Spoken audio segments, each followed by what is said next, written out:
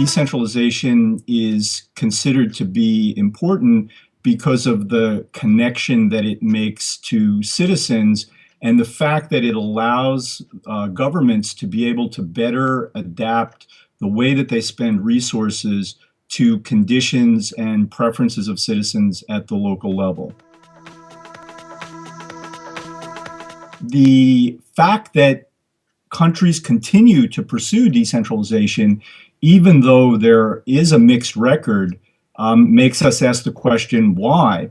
And I think that that one of the big points that I'd like to make is that although it's often treated as a more technical public management reform by many in the international community, countries adopt decentralization for political reasons, and that's going to be a theme that comes throughout this brief presentation.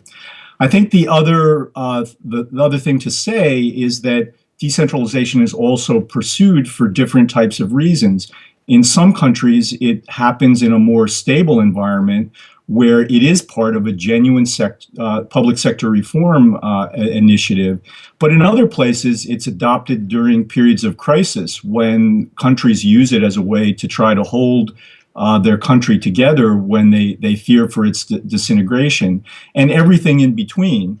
And why is this important? Well, it means that if you're pursuing it as part of a public sector reform trajectory, there's more time to plan and think about it. But if it's being pursued in a crisis situation, then things often happen quickly. There isn't time to debate, to think about what's appropriate, to think about how to make it work in a particular context. So again, in practice, the record on decentralization is mixed. It can work, it can be a problem, and it can affect different things depending on how it's framed and what its architects are looking for. So we often look at it in terms of outcomes like service delivery, quality of life, and so forth. Others are more concerned with governance. In some of these crisis situations I referred to before, it's more about political integration and holding the country together and so forth. So to some extent, one of the challenges we face with decentralization is that how we judge it depends on what it's being used for. One is that it's very heterogeneous in institutional and functional reforms. Different countries have different levels of government, and they're empowered in different ways. In some cases, these levels are simply agents of the national government. In others, they're managed or are supposed to be managed by elected local governments, the devolution form of decentralization. And different levels can be empowered in different ways, and they may have different relationships among each other. Sometimes they are more independent, sometimes they're hierarchical and have to work with each other. And so fundamentally, decentralization is not one thing, it's many things. The second factor, I think, is that these political economy factors that I referred to earlier, the extent to which national government, remember, decentralization involves the voluntary giving up of powers to another level of government. The reasons behind this and the degree to which it's generally desired differ. In some cases, we see countries that seem to have a lot of political will for decentralization. They pass great laws but don't implement them. Sometimes this implementation doesn't happen because the political powers don't really want to empower local governments. Sometimes it doesn't happen because the bureaucrats who are losing powers don't want to turn over the functions to the local governments that these central agencies have traditionally managed. And so there's a whole series of things that happen at the national level that can either facilitate or hinder decentralization, the actual turning over of powers. And then once it hits the local level, there's the political economy down there. We all know there's a big literature about elite capture and corruption and things like that. So how decentralization hits the ground is going to really depend on what political forces on the ground are. And this means that decentralization can play out very differently in different local governments in the same country. And this is something that we have to be on the lookout for. A third big factor is capacity. So we know for sure that delivering services and doing other things that local governments are supposed to do, these require some capacity. And often in some environments, local governments don't have that capacity. And the central government may not have the capacity to help facilitate the local governments. Under decentralization, the role of national agencies changes more to setting standards and regulation and support of local governments, not controlling them. And that requires a different kind of capacity than people in central agencies may need to have. And another thing that we often neglect on the capacity side, so much of the capacity is around building the technical systems and the management systems and so forth. But there's also governance capacity. Do local government officials know how to deal with citizens? And do citizens know how to deal with local governments? You don't get the benefits of decentralization unless citizens hold local governments accountable. And so the expanse of different types of capacity that need to be built is just very important. And we often fall back on the more technocratic public sector reform elements of it when we talk about capacity building.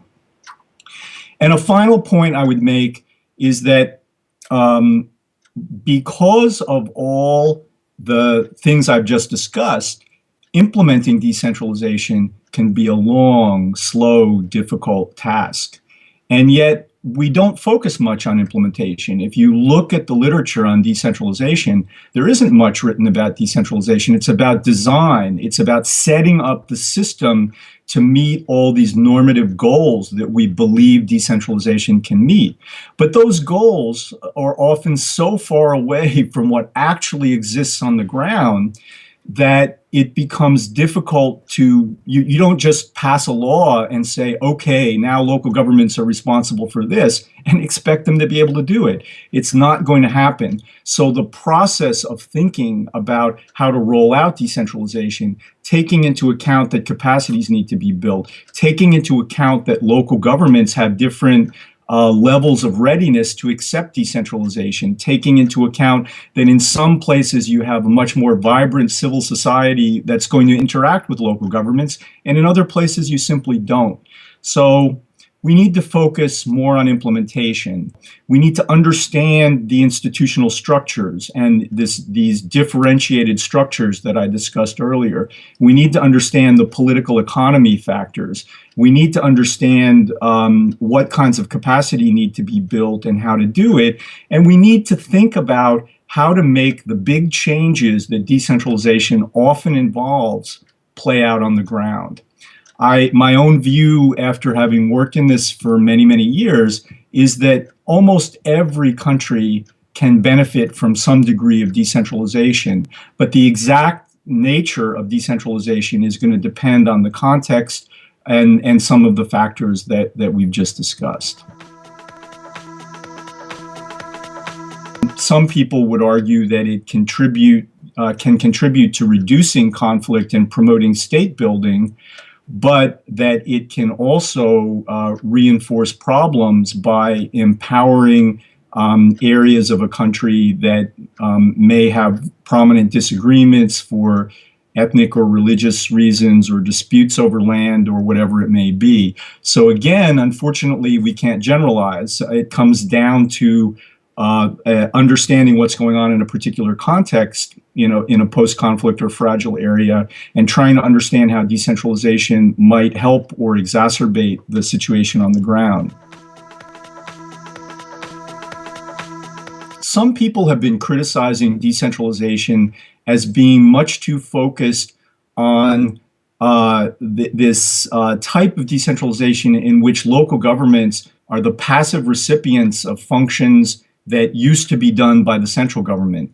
And others are arguing, no, this is not enough. The real benefits of local government are that they are based in a particular territory. They understand how things fit together in a territory.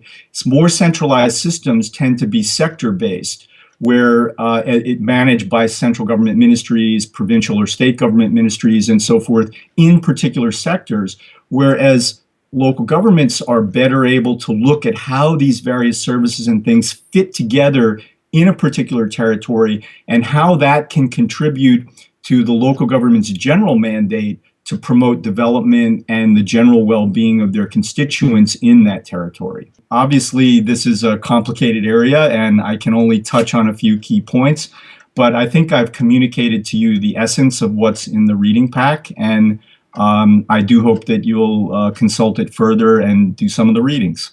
Thank you.